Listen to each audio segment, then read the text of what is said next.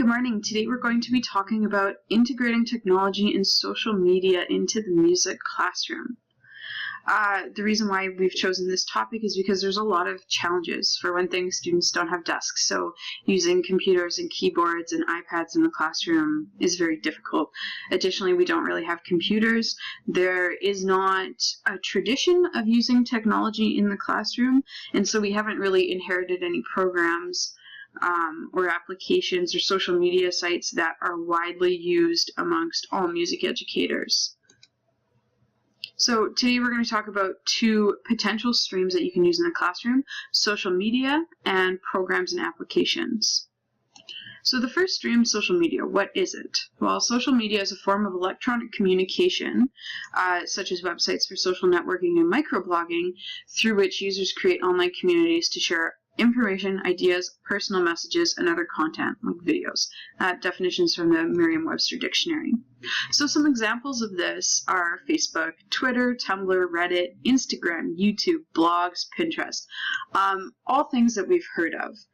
So social media, of course, comes with a bunch of cautionary tales or horror stories. So before you use any social media accounts to connect with students, make sure you have the support of your administration and parents. Ask questions if you're unsure. What forms need to be filled out? Where are we keeping these so that we have on record that these children's families have agreed to this? Make sure you fill out everything. Dot your I's and cross your T's, and never use your personal account to communicate with your students. Some advice. This comes from Robin Gibelhausen, who is an elementary and secondary general music educator at the University of New Mexico in Albuquerque. Of course, they advise not using your personal account to connect with students. Rather, you should make pages and groups. There are many websites that allow you to do this. It's very easy. This way, you as the teacher have administrative control over it, and the conversations can remain school-focused and appropriate. When integrating social media into your classroom, start out small. Choose one site and work out the kinks before you start adding more to your roster. And you can also consider inviting the parents to the groups and pages so they can see what's going on and have that opportunity to communicate with you. So these are some examples of some major social media sites that you may wish to integrate into your classroom. The first is Facebook. It's very common. Most students and parents these days have an account and access it regularly. It is intuitively set up for ease of use, and you can administrate those pages yourself. So one particularly great feature that I found on this website when being an admin for pages is that you can actually restrict postings so that they require approval from the page. They require approval from the administrator of the page. So if someone wants to post something, you have to look at it first and say, yes, this is good, no, this is not. You can also use it like any website. You can upload videos, itineraries, link student recordings, and post pertinent information for parents and students in case some of those newsletters aren't getting home. Second one we're going to talk about is Twitter. You can create a handle, which is your Twitter name, for your band account. However, these are limited to 140 characters per post. So it's a great way to make sure you're being concise, but sometimes it's a bit limited. This platform is different from Facebook, not only because of the character limits, but also because while students can follow you, you don't have to follow them back. So it's kind of a one-way relationship, which helps you avoid some of those privacy issues. So when students are following you, they're going to see your posts, but you're not going to see anything necessarily that they're writing unless they put it directly towards you. An important feature of Twitter is using the hashtag. So the hashtag, you can see it right here. So anything followed without spaces after that hashtag can be searched on Twitter to find all sorts of like minds who are using those same hashtags. So for example, you can create a unique hashtag for your classroom and tag all your posts for it, where students and parents can easily search and view all the applicable posts. Music educators who are interested in connecting with one another can participate in live chats Mondays at 8 p.m. using this here, the Music Ed Chat. So simply put that in, search it, and you'll find all sorts of other people who are there. It's your chance to ask questions and make new friends. The third social media site we're going to talk about is called Edmodo. Now, this option is not as well known as things like Facebook and Twitter, which are social media conglomerates, but this is geared towards educators and school community. So this social media site, it allows you to share content, quizzes, and assignments, as well as gives you a place to handle communications with other educators, parents, and students. Particularly for use for music education teachers is the fact that you can upload examples of parts from Finale. Students can listen to those at home and practice along. Students are also able to share their compositions and other works they've been doing in band on this website for their peers to listen to. Now, this does cost money. There's also a lot of resources in there for non-music education people and for administration to look at their school community and kind of use this to be more successful in their interactions with them. So those are some social media sites you may use. Next, we're going to talk about applications and programs for instructional use. So these are all resources that are either available online or for download. They can be used on smartphones, tablets, laptops, yogas, whatever you've got. So the first one of these is, we're going to talk about Audacity and SoundCloud. Most people know about these already. I just realized I'm missing a D in SoundCloud, so please pardon my mistake. So Audacity is a downloadable program that you can use offline on your computer. It is for recording and audio editing. So it's very simple to use. You can have students record and upload playing examples or playing tests. You can edit concert recordings or even have students work with it to create song mashups or blend themselves together with the rest of the classroom and listen to it. So it's super cool. And then on the flip side, so you want to get that recording online, you can use SoundCloud, which is an audio platform for uploading and sharing.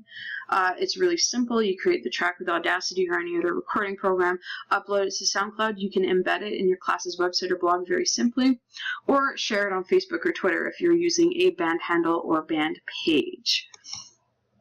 This next one is called Audigy.com. So this is a website dedicated to amalgamating music practice and performance, games, and learning tools.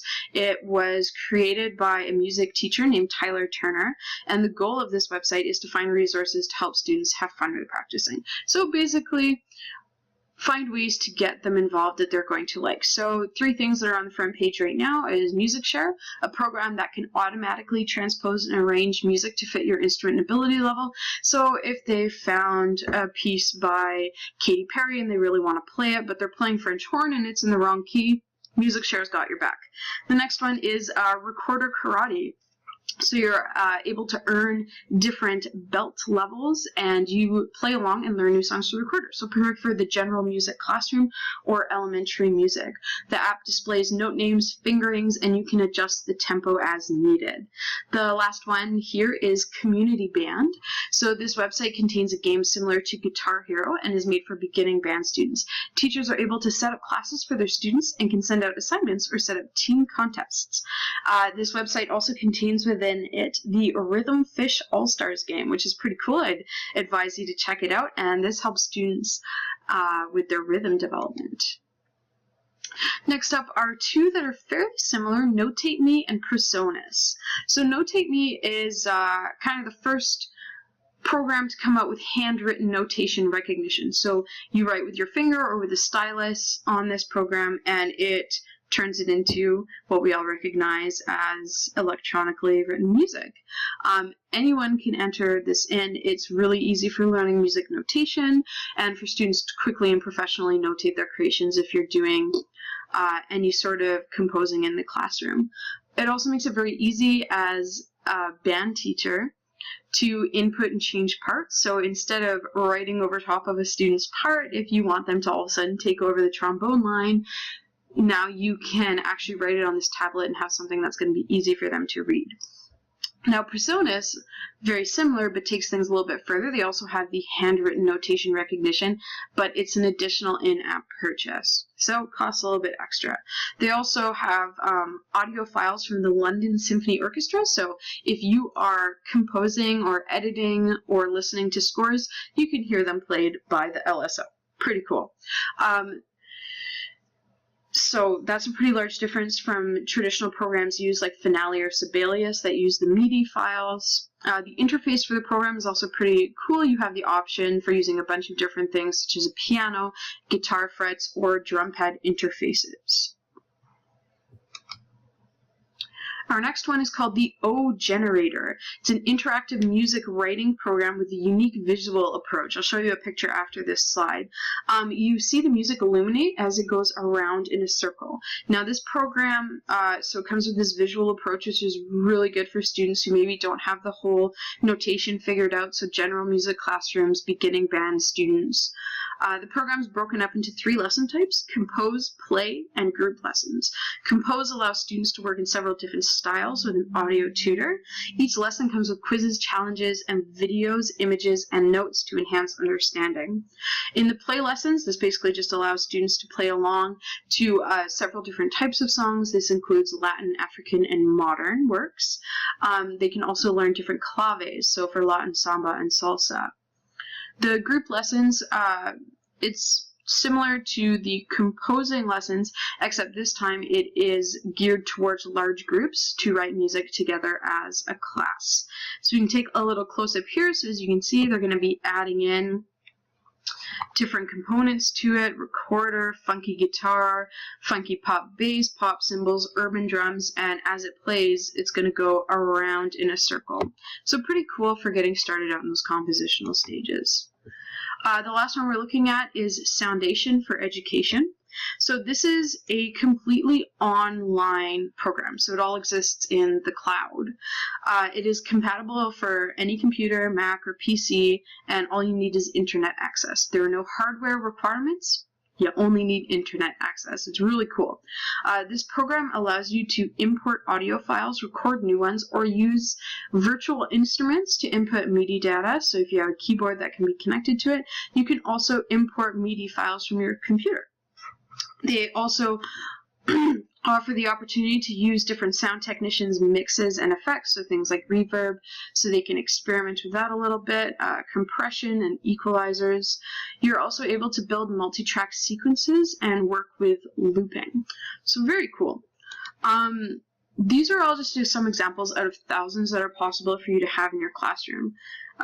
Advice, just like Robin gave us earlier: start small. Demo some free products and figure out what's going to work for you in your classroom and how your students are going to react to this. Technology is a huge part of life today, and I really can't see any downsides to including it in your classroom. Things aren't always going to work your way, and if you're unfamiliar with technology, this will be a challenge for some of us. But it's definitely well worth the risks. There are lots of free products you can try out. Remember to talk to your administration first, and always double check about using programs in the classrooms and what kind of permissions you're going to need. And don't forget about the hashtag MuseEdChats Mondays at 8 o'clock on Twitter if you're looking for some advice or just connect. Thank you very much for listening.